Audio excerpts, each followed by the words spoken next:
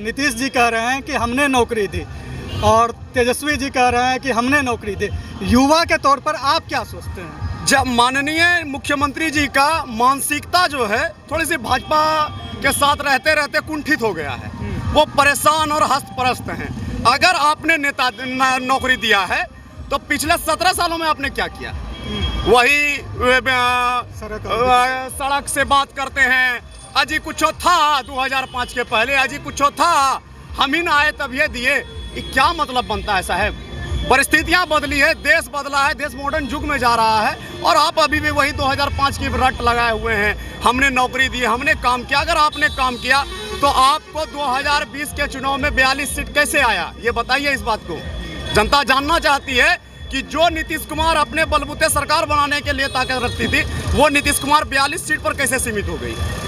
वही नीतीश कुमार आज क्या डर सता रहा है उसे, जो आप भाजपा के साथ रहकर यहाँ पर दे रहे हैं कि हमने कार्य किया है, हमने कार्य किया। बस एक सवाल कि सृजन घोटाले का आपने फाइल क्यों नहीं खोला? अगर आपने कार्य किया, यकीनन अभी हाल में सुनने में आता है कि हमारे खिलाफ फाइल खोल दिया जाता है, तो आप अगर फाइल खोल रहे थे तो पूर्व राजस्व भूमि सुधार मंत्री रामसूरत राय का भी फाइल खोल लीजिए। उनके घर में भी शराब पकड़ा गया था, फिर उनकी फाइल क्यों नहीं खुल रही है?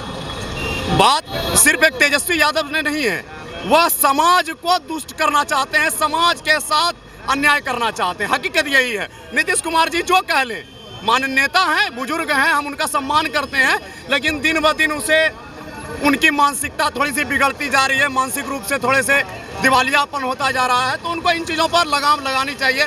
नौकरियां दिया है, अगर माननीय नेता ने अपनी इच्छा शक्ति दिखाई जो 17 महीने वो कर दिखाया है, हम अपने नेता के प्रति आभार व्यक्त करते हैं। अच्छा, अभी तो देश स्तर पे भी जो है राहुल गांधी जी भी जो है यात्रा कर रहे हैं, उस यात्रा को लेकर के आप लोग क्या?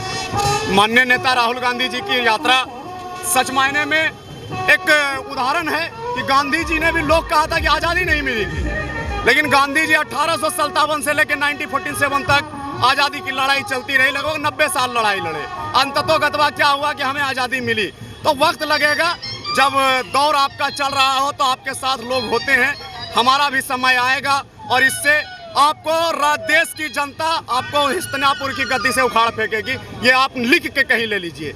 1 दिन, 2 दिन, 10 साल, 20 साल, 50 साल आप शासन कर लें। कांग्रेस भी एक बार 402 सीट जीती थी, आदित्य जी आपको याद होगा, और आज वही कांग्रेस 42 सीट पर है। वही भाजपा 2 सीट जीती थी, आज 302 पर है। तो समय बदला है।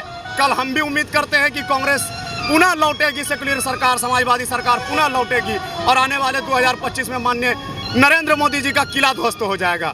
चाहे जो भी हो, विपक्ष के नेता हो, आदरणीय अखिलेश बाबू हो, बाबू तेजस्वी यादव हो, लालू प्रसाद जी हो, राहुल गांधी जी हो, हर किसी के समाजवादी नेतृत्व में इस बार पूरी तरह से मन बना चुकी है देश की जनता कि 2024 में देश के सत्ता से हस्तिनापुर की गद्दी से नरेंद्र मोदी को उतार देना है।